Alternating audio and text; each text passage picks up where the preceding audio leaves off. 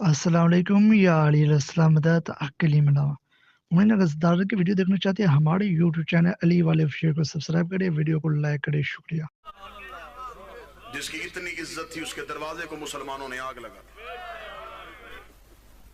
تاریخ کا سیاہ ترین دن، اس دروازے کو آگ لگی جہاں محمد اجازت مانگ کے آیا کرتے۔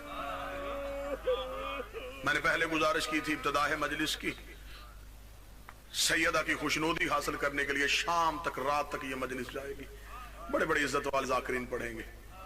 اپنے حصے کی ڈیوٹی میں صرف فضیلت سیدہ پڑھا، ایک جملہ مصیبت زہرا کا پڑھنا چاہیے۔ اتنی بڑی بسم اللہ سرکار، اتنی بڑی مظلومیت ہے آج بھی شہزادی کے ذکر میں۔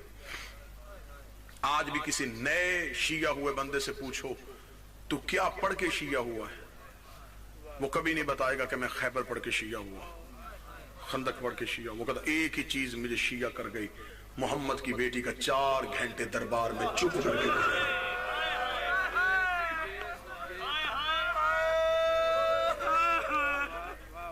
4 گھنٹے چپ کر کے نوکروں کے دربار میں کھڑی رہی۔ دعا کیا کرو قدر والی چیز بے قدروں کے سامنے نہ آئے۔ بک جو رہا تھا مصر کے چوک میں یوسف نبی، کاش خریداروں میں یعقوب ہوتا، پھر بتاتا کہ یوسف کے سر کے بال کی قیمت کیا ہے۔ چلی جو گئی تھی دربار میں، کاش منبر پہ محمد ہوتے، پھر بتاتے کہ واپس خالی آتی ہے یا کائنات لے کے آتی ہے۔ خدا کروٹ کروٹ پہلوے حسین میں جگہ دے، قبلہ مبلغ اعظم مولانا اسماعیل علیہ السلام۔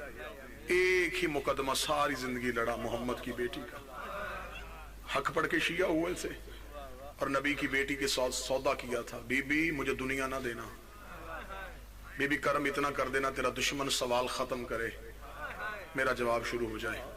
قبلہ نے اپنی کتاب فتوحات شیعہ میں اس واقعے کا ذکر کیا۔ مناظرہ کرنے کے لیے چلے گئے، مناظرے کا موضوع تھا حق بطول، حق نبی کی بیٹی کو ملا یا نہیں ملا۔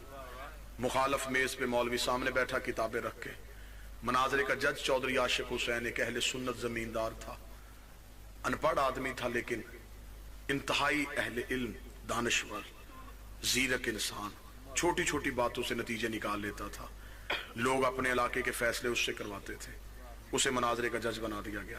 جتنے میرے بھائی ذاکرین بیٹھے، فتوحات شیعہ میں قبلہ نے ذکر کیا، مناظرے کا جج چودھری عاشق تھا۔ ظہر کی اذان ہوئی، مولوی مسجد میں نماز پڑھانے کے لیے چلا گیا، چودھری عاشق پچھلی صف میں کھڑا ہو گیا۔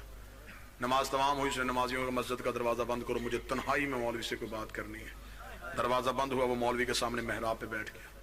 اس نے کہا دیکھ مولوی، مجھے ساری زندگی کتابیں نہیں آئی، نہ مجھے پڑھنی آتی ہیں، تم کہتے تھے نبی کی بیٹی دربار میں نہیں گئی، شیعہ کہتے تھے گئی، انہوں نے بلا لیا اپنا مولوی، وہ بیٹھا ڈیرے پہ کتابیں لے کے، میں نے بندے نہیں مروانے، میں نے قتل نہیں کروانے، میرے نماز میں ایک دلیل ذہن میں آئی، مجھے جواب دے، میں ابھی جا کے فیصلہ کر کے مناظرہ ختم کروا دوں۔ اس کا کیا دلیل ہے؟ اس نے کہا مجھے صرف اتنا بتا، بیٹی نبی کی دربار گئی تھی؟ اس نے کہا چاچا عاشق نبی کی بیٹی کا حق بنتا نہیں تھا۔ اس نے کہا حق چھوڑ، یہ لکھا ہے ہماری کتابوں میں گئی تھی۔ اس نے کہا نبیوں کا ورثہ نہیں ہوتا۔ اس نے کہا ورثہ چھوڑ، گئی تھی۔ اس نے کہا یہ کتابوں میں لکھا گئی تھی۔ اسے جگر پہ ہاتھ رکھ کے زمین پہ بیٹھ گیا۔ اس نے کہا اب بتا واپس خالی آئی ہے یا کچھ لے کے آئی ہے؟ اس نے کہا کتابیں لکھتی ہیں خالی چلی گئی تھی۔ روتا ہوا چیختا اٹھ کے کھڑا ہو گیا۔ اس نے کہا ڈوب کے مر جاؤں، میرے مرنے کے بعد میری بیٹی کسی کمی کے دروازے پہ چلی جائے، جا کے کہ میں چودھری عاشق کی بیٹی ہو، خالی بھیجو گے یا دے کے بھیجو گے؟ کہنے لگا دے کے بھیجیں گے، بیٹی جو تیری ہے۔ اس نے کہا میری بیٹی کا حیا کرتے ہو، محمد کی بیٹی کا کسی نے حیا نہیں کیا۔ روتا ہوا مسجد کا دروازہ کھول کے مولانا اسماعیل کے قدموں پہ گر گیا۔ کہنے لگا بند کر دے اسماعیل کتابیں، مجھے پتا چل گیا محمد کی بیٹی سچی تھی۔ مولانا اسماعیل نے گلے میں باہیں ڈالی، فرمایا اس نے پھر بھی تجھے سچ نہیں بتایا، صرف حق نہیں ملا، پہلو پہ ہاتھ رکھ کے چلی۔ اور میں لکھا 7 چادریں دی ہیں زہرا کو علی نے کفن میں۔ آپ کیا سمجھتے ہیں امیر تھا اس لیے دی ہے؟ پہلی چادر دی فضا روتی ہوئی باہر آ گئی، رو کے کہتی یا علی چادر لہو سے بھر گئی ہے۔ علی نے دوسری چادر دی، فضا کی آواز ہے یا علی خون نہیں رک رہا۔ علی نے تیسری چادر دی، فضا کی آواز ہے یا علی زخم بڑا گہرا ہے۔ علی نے چوتھی چادر دی، فضا کی آواز ہے یا علی زہرا کی پسلیاں شہید ہو چکی ہیں۔ 7ویں چادر فضا کے ہاتھ میں تھی، یہ محمد کی बेटी की मैयत कांप गई, आवाज आई चादरें ना बदल, मैंने बापे को जख्म दिखाना। पहला दर्द 1 या 1.5 मिनट, और दूसरा दर्द इस बीबी का क्या है? ये कायनात की पहली और आखिरी मजलूमा है जिसकी अली ने 40 कब्रें खोदी हैं। जिम्मेदार शख्सियत, 40 कब्रें खोदी हैं अली ने। पूरी रात अली बेलचा कांधे पर रख के मदीने में बतूल की कब्रें खोदता रहा। आधी रात को अली कर रहा है, ज़ैनब ने छोटे छोटे हाथ जोड़कर, बाबा एक कब्र बनाने में इतनी देर? फरमाया ज़ैनब एक नहीं 40 बना के आया हूं। मुसैब से मोहब्बत करने वाले बंदे बैठे हो, अगले जुमले पे रो ना सको हाय जरूर कह देना। ज़ैनब ने कहा बाबा 40 कब्रें क्यों बना के आया है?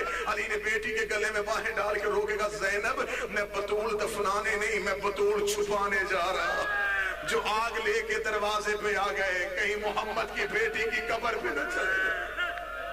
आखिरी दर्द पढ़ने लगा हूं। पहला दर्द पढ़ा 7 चादरें, मेरे जिगर में ताकत ही मैंने मजबूरी पढ़ दी। दूसरा दर्द पढ़ा मैंने 40 कब्रें, मेरे अंदर ताकत ही मैंने वजह पढ़ दी। तीसरा सिर्फ दर्द पढ़ूंगा। सैयद जाकिरीन मिंबर पे हैं, सादात मजलिस में है, मैं गैर सैयद हूं, उम्मती हूं। तीसरा सिर्फ दर्द पढ़ूंगा, वजह नहीं पढ़ूंगा।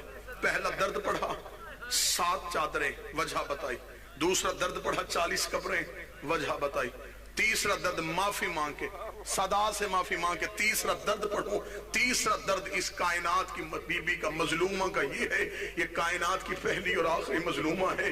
दरवाजा जलने से लेके 2 रबीउल अव्वल दरवाजा जलाए, दरवाजा जलने से लेके 3 जमादियो सानी तक ज़हरा पेटों से चेहरा छुपाती रही है। ज़हरा ने बेटों को चेहरा नहीं दिखाया। हसन की आवाज आई, अम्मा हमें चेहरा क्यों नहीं दिखाती? फरमाया जब मर जाऊं मेरे कफन के बद खोल लेना। 3 जमादी सानी को हसन मां के जनाजे पे आया, आवाज आई हुसैन मेरी तलवार ला, मैं इनसे जाके पूछूं मेरी मां का भाई कोई नहीं। अल्लाह लानत